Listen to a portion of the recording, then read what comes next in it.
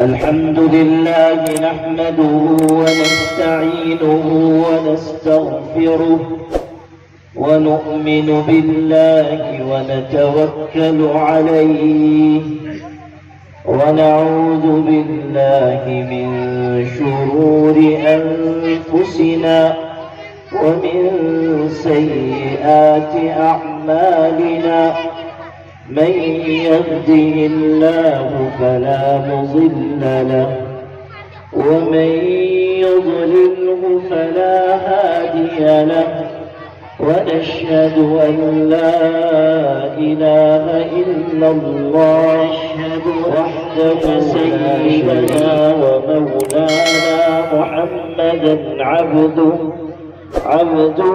ورسوله صلى الله وسلم وبارك عليه وعلى آله وأصحابه وأزواجه وذرياته ومن تبعهم ودعا بدعوتهم أجمعين.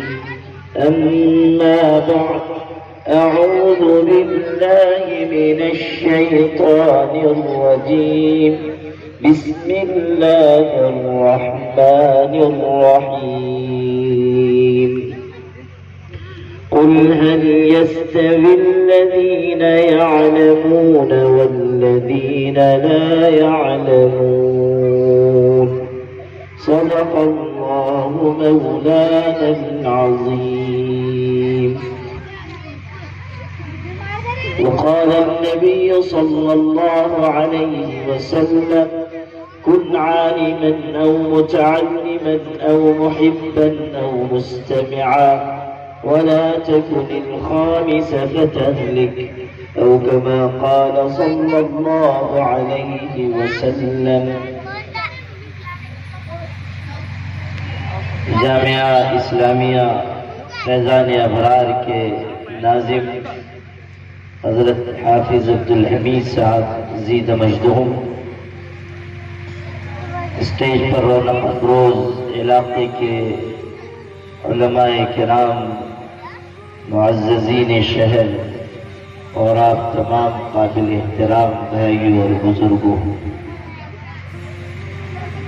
مجھے آپ کے اس علاقے میں اور آپ کے اس ادارے میں پہلی مرتبہ حاضر ہو کر خوشی محسوس ہو رہی ہے۔ آپ سب نے محبت کا ثبوت دیا اور عزت افزائی کی، آپ سب کو شکریہ ادا کرتا ہوں۔ یہاں بہت سی باتیں مجھ سے متعلق کہی گئی، اپنے بارے میں ایسی باتیں سننا طبعاً ناگوار ہے۔ البتہ حضرت نبی کریم صلی اللہ علیہ وسلم نے ایک خوبصورت دعا سکھائی ہے، جب لوگ تعریف کریں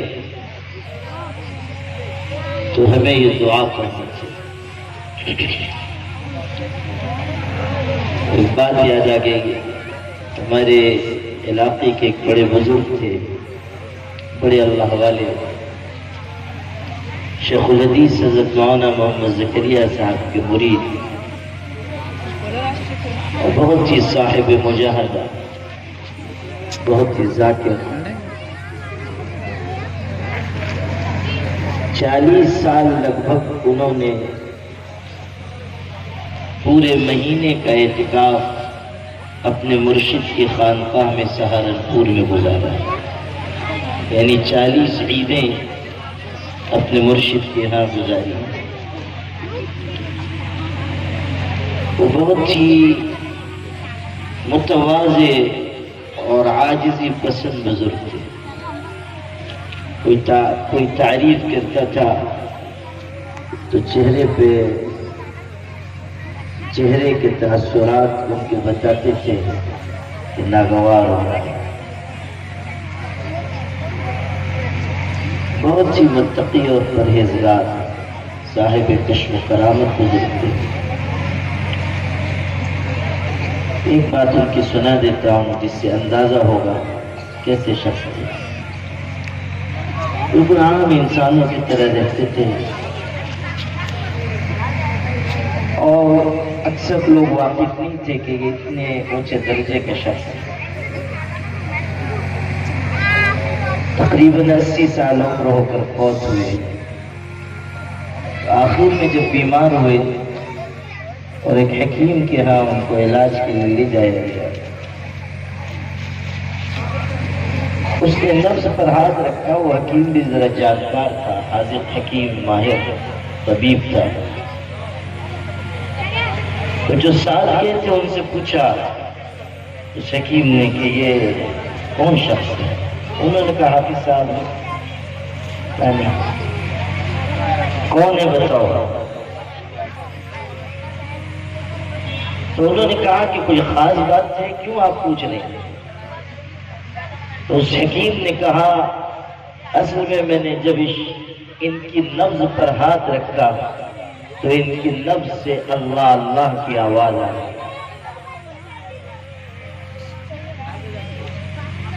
نبض سے اللہ اللہ کی آواز آئی۔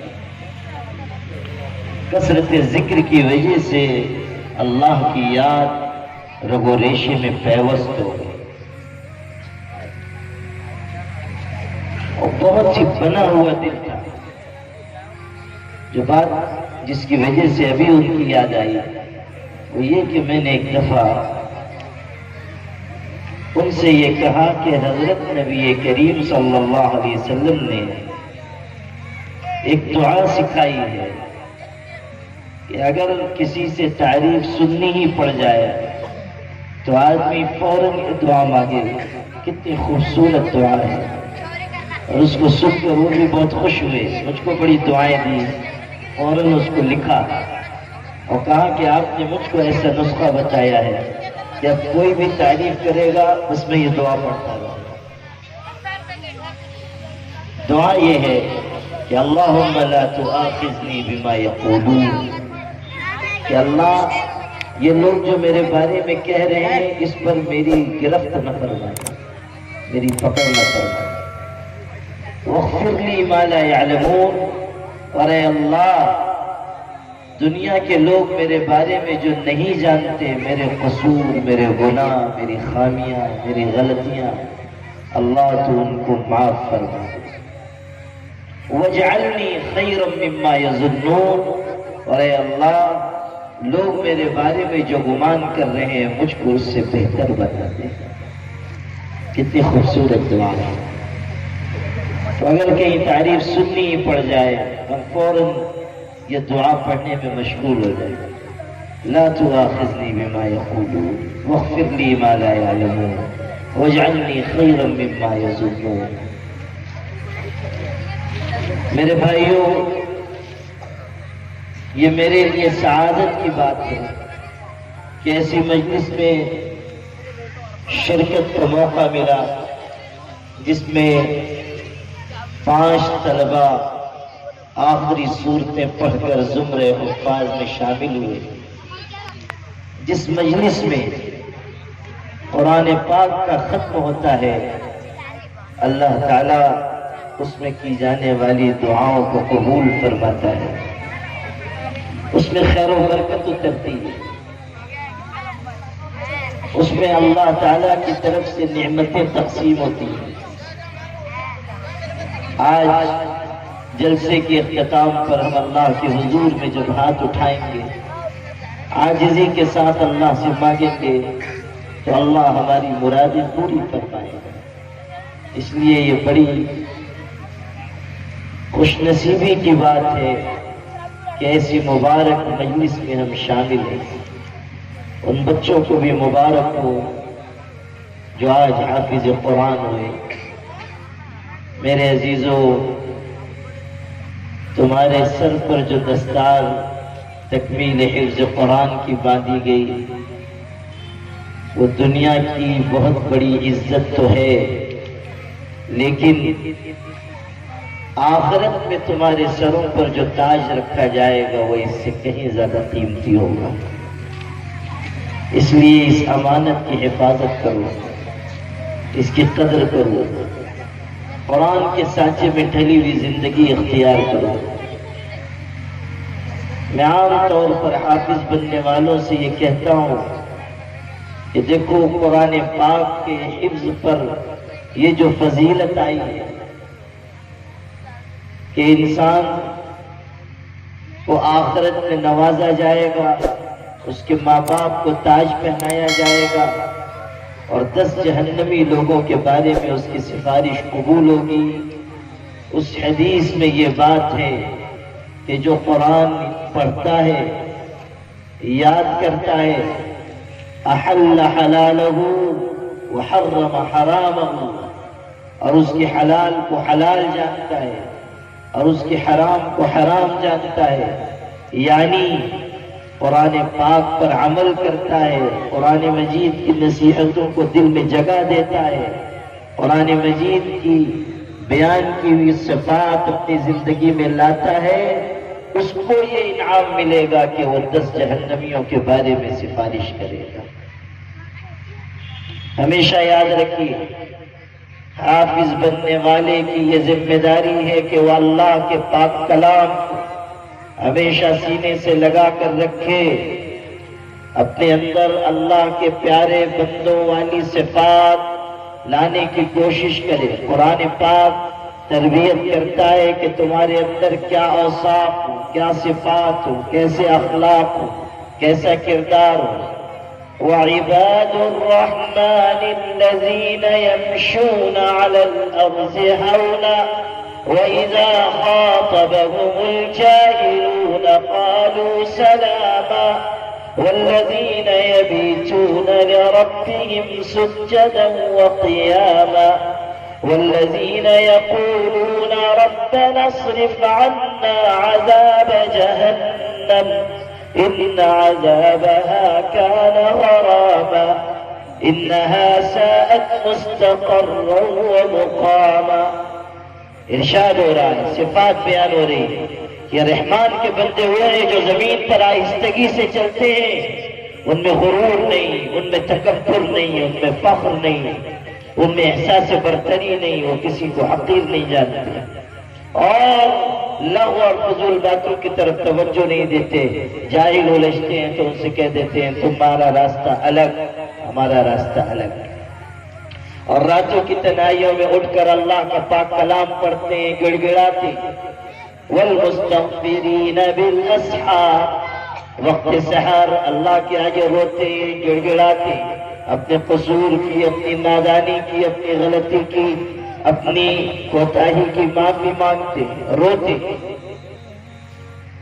صاحب قرآن حضرت نبی کریم صلی اللہ علیہ وسلم کے بارے میں پڑھیے کہ مکے کی گلیوں میں، مدینے کی گلیوں میں، بازاروں میں آپ پر قرآن کی آیتیں اتر رہی ہیں اور آپ لوگوں کو تعلیم فرما رہے ہیں، اور رات کا عمل یہ ہے کہ آپ تہجد کے وقت اللہ کے حضور میں ہاتھ باندھ کر کھڑے ہیں اور پاک کلام کی تلاوت کر رہے ہیں اور رو رہے ہیں۔ لہو عزیز کا عزیز المرجل من البکا، رونے کی وجہ سے آپ کے مبارک سینے سے ایسی آواز نکلتی تھی جیسے آگ پر کوئی ہانڈی رکھی ہوئی ہو، اس میں پانی کے کھولنے کی جو آواز ہوتی ہے ویسی آواز حضور کے سینے سے نکلتی تھی۔ آپ رو رہے، اللہ کے حضور میں گرم آنسو بہا رہے۔ مولانا محمد علی جوہر مجاہد آزادی تھے، بہت سرفروش انسان اور آزادی کے لیے بے پناہ جد و جہد کرنے والے۔ اسی سلسلے میں قید ہوئے تھے، احمد آباد کی جیل میں تھے، شوگر کے مریض تھے، بار بار طہارت کے لیے اٹھنا ہوتا تھا، تو کبھی کبھی تہجد میں آنکھ نہیں کھلتی تھی۔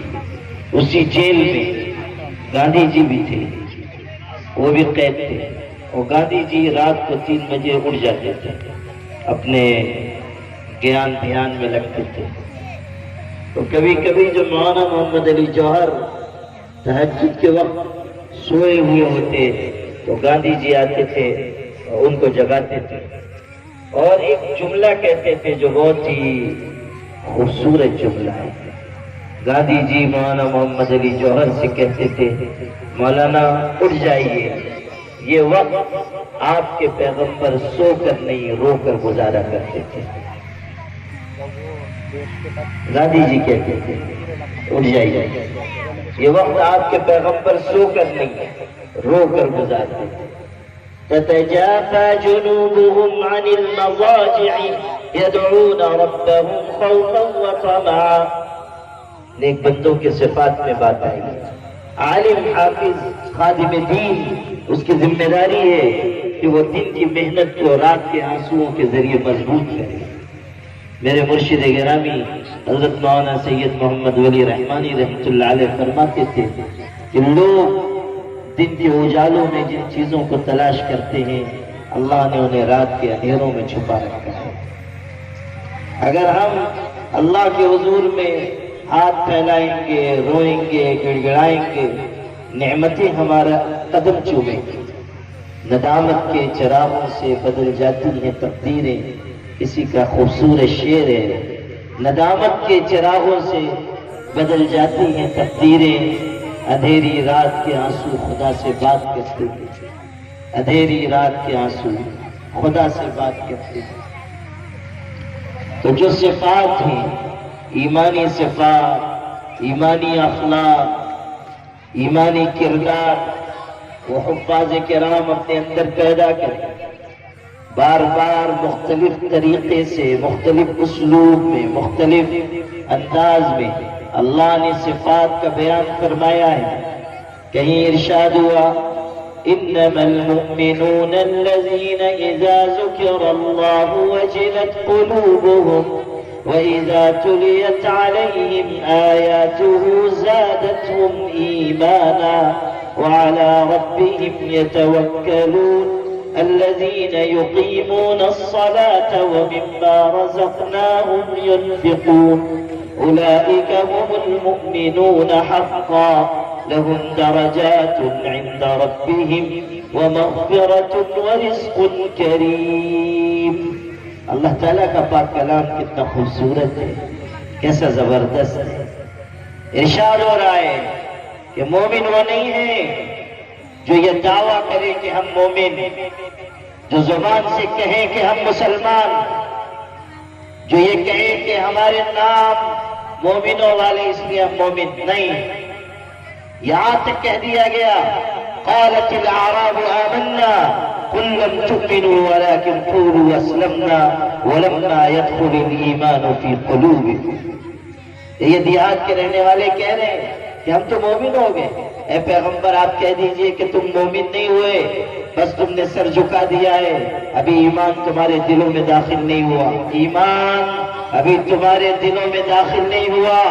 ایمان ایمانی صفات کی وجہ سے معتبر ہوتا ہے، اور وہ ایمانی صفات یہ ہے کہ جب اللہ کی یاد آئے تمہارے دل ٹہل جائے، جب قرآن کی آیتیں پڑھی جائیں تمہارا ایمان بڑھ جائے اور تم اللہ پر بھروسہ کرنے والے رہو. اللہ پر اعتماد ہو، اللہ پر توکل ہو، اللہ پر بھروسہ، تمہاری نگاہ اللہ پر. ایمان والے کی شان یہ ہے کہ وہ اپنی قوت بازو پر اعتماد نہیں کرتا، اس کا اعتماد اللہ کی ذات پر ہے. وہ اللہ تعالیٰ کی طرف دیکھتا ہے جب دیکھتا ہے، وہ اللہ سے مدد حاصل کرتا ہے جب اس کو مدد کی ضرورت. ہم اس کسوٹی پر اپنے آپ کو پرکھ کر دیکھیں کہ کیا ہمارا اعتماد اللہ کی ذات پر ہے. ملک کے مشکل حالات میں کیا ہم ایمان کے تقاضوں کو پورا کر رہے ہیں؟ یہ ارتداد کی لہریں، یہ مادیت کا طوفان، یہ داخلی اور خارجی فتنے جو ہمارے نونہالوں کو، نئی نسل کو، ہمارے بچوں اور بچیوں کو نگلتے جا رہے ہیں، کیا اس نازک وقت میں ہم اپنا ایمانی کردار ادا کر رہے ہیں؟ اللہ پر ہمارا اعتماد اور بھروسہ ہے یا ہم خوف اور بزدلی کا شکار ہو رہے ہیں؟ ابھی یہاں ایک طالب علم فلسطین کے سلسلے میں تقریر کر رہا تھا اور بتا رہا تھا کہ کسی ایمانی کردار کے ساتھ وہاں کے مسلمان جی رہے ہیں. آپ انہی سے موازنہ کر کے دیکھیے کہ کس طرح آج وہ اللہ پر اعتماد اور توکل کے ساتھ، استقامت کے ساتھ باطل کے مقابلے میں ڈٹے ہوئے ہیں.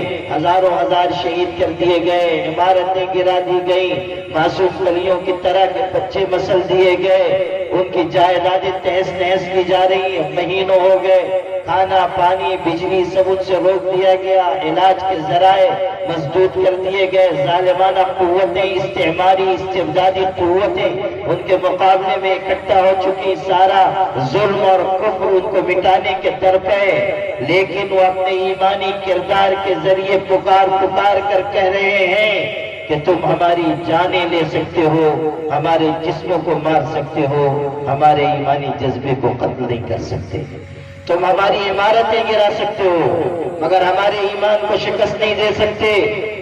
کیا دنیا اس ایمانی نظارے کو دیکھ کر حیرت میں نہیں ہے کہ صرف نازک سمجھی جانے والی خاتون اپنے پہلو میں اپنے شوہر کی لاش لیے ہوئے اور اپنی گود میں اپنے بچے کی خون میں نہائی ہوئی لاش لیے ہوئے اور اس کے بعد آسمان کی طرف نگاہ اٹھا کر دیکھتی ہے اور کہتی ہے اللہ میں تیری اس تقدیر پر راضی ہوں۔ یہ ہے ایمانی کردار، یہ ہے اللہ کی ذات پر اعتماد اور توکل اور بھروسہ۔ ایک نوعمر بچے کو لایا جا رہا ہے اور کہا جا رہا ہے کہ پیر کاٹ دینا ہوگا، انفیکشن پھیل رہا ہے اور ہمارے پاس بے ہوش کرنے یا سن کرنے کی دوا اور انجیکشن نہیں ہے۔ وہ بچہ کہتا ہے ٹھہر جائیے، میں اللہ کا پاک کلام پڑھتا ہوں، جب قرآن کی تلاوت کرنے لگوں تب میرا پیر کاٹیے، اس لیے کہ قرآن کی تلاوت کی حلاوت مجھے اس تکلیف اور درد سے غافل کر دے گی۔ یہ ہے ایمان والوں کا کردار، یہ ہے اللہ تعالیٰ کے کلام سے تعلق، یہ ہے تلاوت کے وقت ایمان کا بڑھ جانا۔ اپنے دلوں کو ٹٹول کر دیکھو مسلمانوں کہ ہم کہاں کھڑے ہوئے، ہمارے اندر کون سی صفات، ہمارے اندر کیسے اخلاق، ہم کس کردار کے ساتھ جی رہے ہیں۔ ہم سے تو یہ بھی نہیں ہو سک رہا ہے کہ ہم ان کی ہمدردی، غمگساری اور ایمانی اخوت کے اظہار کے لیے اپنے مشاغل میں کوئی تبدیلی پیدا کریں۔ گھوم پھر کر دیکھیے مسلمانوں کی بستیوں میں نوجوان کھا پی رہے ہیں، کھیل تماشوں میں ہیں، لہو و لعب میں ہیں، فلم بینی کر رہے ہیں، موبائل پر لگے ہوئے ہیں، گندی اور ننگی تصویریں دیکھ رہے ہیں۔ ان نوجوانوں کو ان کے لہو و لعب کو دیکھ کر اور ان کے کھیل تماشوں کو دیکھ کر کوئی تصور کر سکتا ہے یہ اس قوم کے نوجوان ہیں جس کی بہنوں اور بیٹیوں کی عصمتیں لوٹی جا رہی ہیں، جن کے گھروں کو مسمار کیا جا رہا ہے، جن کے معصوم کلیوں کی طرح کے بچوں کو مسلا جا رہا ہے۔ کیا آپ نہیں دیکھ رہے ہیں یہ دردناک منظر کہ چھوٹی چھوٹی بچیاں کفن میں لپٹی ہوئی لاشوں کے درمیان پھر رہی ہیں، امی امی پکارتی ہیں، کفن ہٹا ہٹا کر لاشوں کا چہرہ دیکھتی ہیں اور کہیں ماں